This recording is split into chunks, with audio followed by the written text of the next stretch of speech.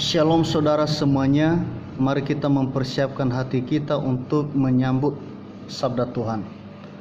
Damai sejahtera Allah yang melampaui segala akal, kiranya memelihara hati dan pikiranmu dalam Kristus Yesus. Kita berdoa. Bapa di dalam sorga, Bapa yang maha baik, Bapa yang mengasihi kami mohon berkat-Mu hari ini bagi kami Tuhan. Beri kami pengetahuan yang baik, ketenangan hati dan pikiran. Kami akan membaca dan merenungkan sabda-Mu. Buka hati dan cakrawala pemikiran kami, agar kami boleh mengerti dengan baik. Dalam nama Yesus kami telah berdoa, amin. Bapak dan Ibu yang menjadi bahan renungan kita pada hari ini, Minggu tanggal 2 Mei 2021, terambil dari Kitab Mazmur pasal 150, ayatnya yang pertama sampai ayatnya yang ke-6. Beginilah sabda Tuhan. Haleluya. Pujilah Allah dalam tempat kudusnya. Pujilah Dia dalam cakrawalanya yang kuat. Pujilah Dia karena segala keperkasaannya. Pujilah Dia sesuai dengan kebesarannya yang hebat. Pujilah Dia dengan tiupan sangkakala. Pujilah Dia dengan gambus dan kecapi. Pujilah Dia dengan rebana dan tari-tarian. Pujilah Dia dengan permainan kecapi dan seruling. Pujilah Dia dengan ceracap yang berdenting. Pujilah Dia dengan ceracap yang berdentang. Biarlah segala yang bernafas memuji Tuhan. Haleluya.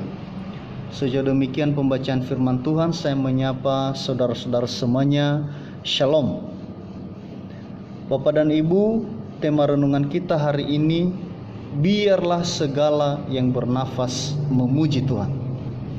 Mazmur 150 ini diawali dan diakhiri dengan kata haleluya. Kata haleluya ini secara umum diartikan pujilah Tuhan atau muliakanlah Tuhan. Namun secara harafiah, kata haleluya ini dalam bahasa Ibrani sebenarnya mengandung arti melihat ke arah Tuhan. Jadi kata haleluya atau pujilah Tuhan berarti mengajak umat untuk mengarahkan perhatian kepada Tuhan. Pemazmur merinci mengapa kita patut mengarahkan perhatian kita kepada Tuhan. Pertama, karena Tuhan itu berada dalam tempat kudusnya. Punya Dialah cakrawala yang kuat itu, dicatat di dalam ayatnya yang pertama. Kemudian perbuatannya perkasa, keagungannya besar. Itu tercatat di dalam ayat 2. Jadi tempat maha kudusnya menunjukkan bahwa tak seorang pun dapat menghampiri tempat itu selain Allah itu sendiri. Lalu cakrawalanya yang kuat menunjukkan bahwa cakrawala buatan tangan Tuhan itu begitu kokoh dan tidak akan pernah berubah. Begitu banyak hal yang terjadi di alam semesta ini, bencana alam, ya gempa dan lain-lain dan sebagainya. Namun cakrawala Allah itu tidak berubah, masih tetap saja sebagaimana adanya. Selanjutnya dikatakan pujilah Dia karena keperkasaannya dan kehebatannya. Ini adalah alasan yang berikut yang diuraikan oleh pemazmur di dalam kitab Mazmur ini, Bapak dan Ibu.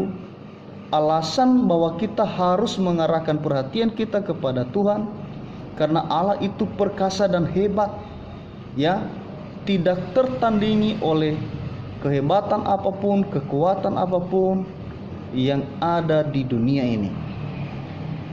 Disinilah pemazmur menyadari bahwa tiada yang lebih hebat selain daripada Allah saja. Tiada yang lebih kuat di dunia ini selain daripada Allah saja.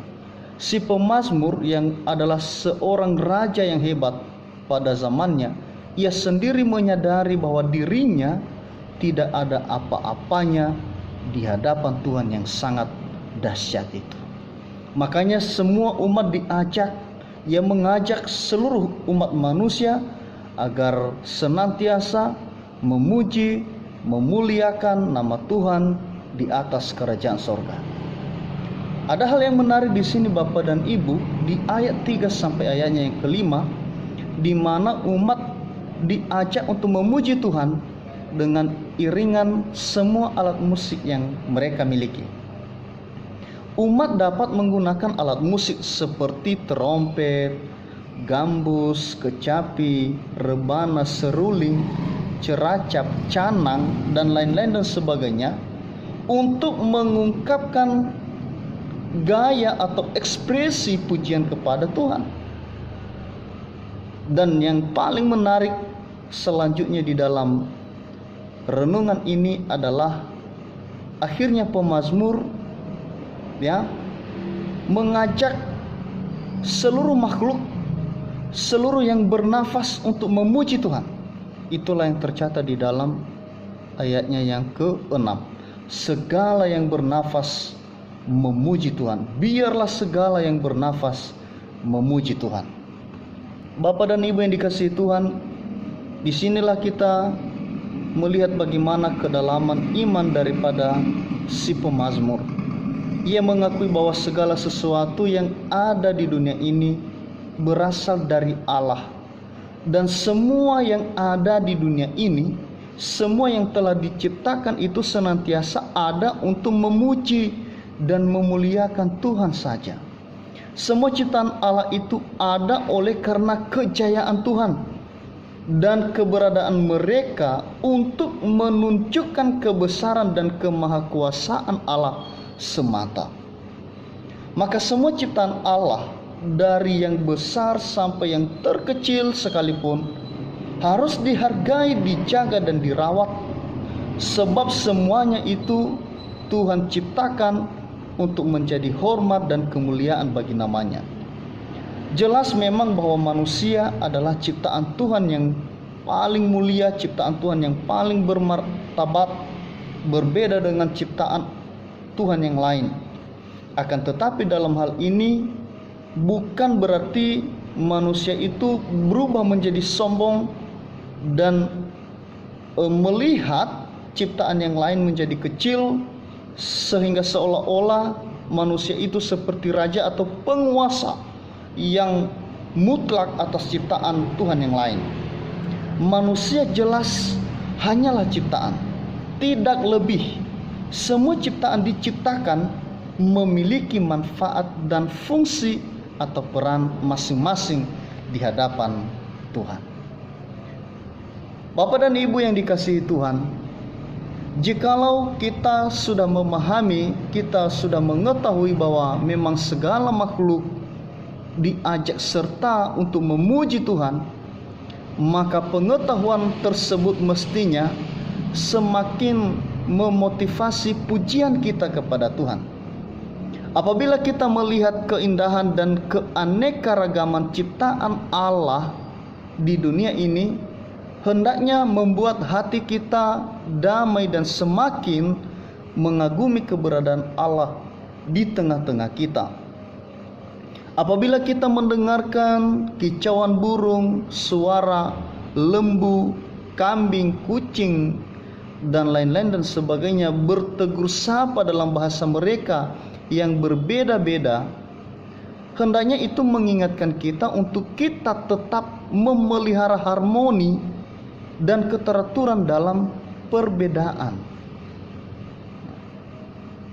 Apabila kita mendengar gemuruh petir, halilintar dan sebagainya, kita jangan hanya merasakan ketakutan saja, tetapi mari kita rasakan bahwa betapa hebatnya Tuhan itu mampu melakukan semua hal yang menggetarkan hati dan jiwa kita.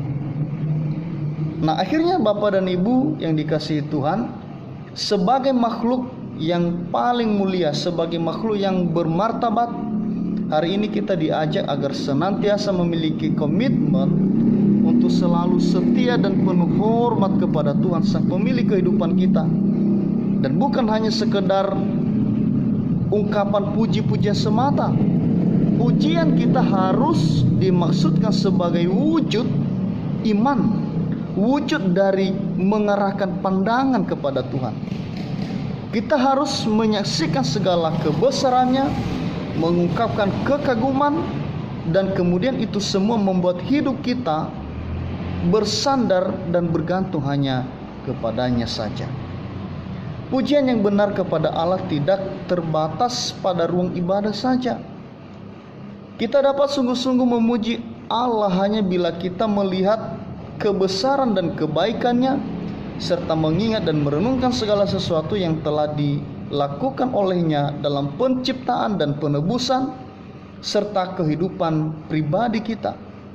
Dengan demikian, pujian kita merupakan suatu tanggapan atau respon dari hati yang mengungkapkan sukacita, ucapan syukur, dan kerinduan untuk bersekutu dengan Tuhan kita.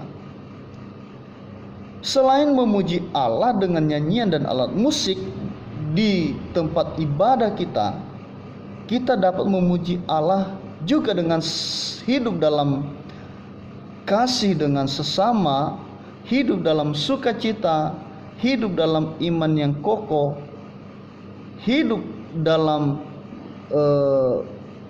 perjuangan memenangkan setiap kuasa-kuasa iblis dan keinginan-keinginan daging kita, ya. Hidup dengan hati yang merasa haus dan lapar akan kebenaran-kebenaran sabda Tuhan, hidup dengan pengabdian diri kepada firman Tuhan yang dijiwai, dihayati, dan dipraktekkan di dalam kehidupan kita pribadi lepas pribadi, ya. Hidup dengan mengandalkan Roh Kudus yang telah Tuhan curahkan di dalam hati kita, dan hidup dalam pemberitaan Injilnya sampai akhir hayat daripada hidup kita, sampai kedatangan Tuhan Yesus yang kedua kali. Maka hidup ini benar-benar menjadi hormat dan kemuliaan bagi nama Tuhan di atas kerajaan surga. Bapak dan Ibu yang dikasihi Tuhan, hari ini sekali lagi kita diajak sebagai ciptaan yang paling mulia, yang paling bermartabat.